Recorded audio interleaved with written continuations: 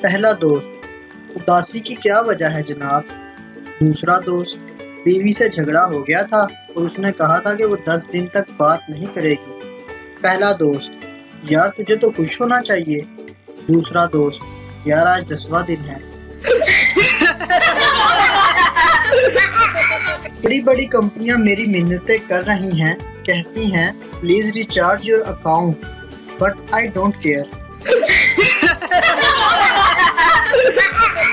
माना कि आपको हंसाने का ठेका हमने लिया है, पर दांत साफ करने की जिम्मेदारी तो आपकी खुद की है ना। जब रात होता है तो नींद आता है, जब सुबह होता है तो और भी ज्यादा नींद आता है। बिलावल भुट्टो।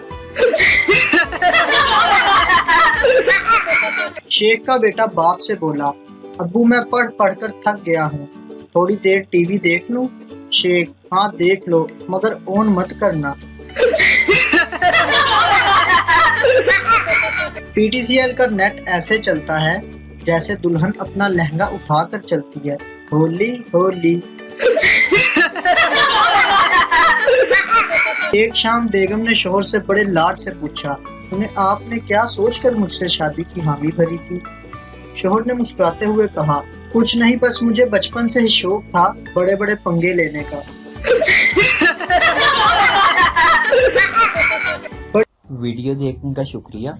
लाइक कीजिए हमारा पेज NTV उर्दू और वीडियो पसंद आए तो जरूर शेयर कीजिए।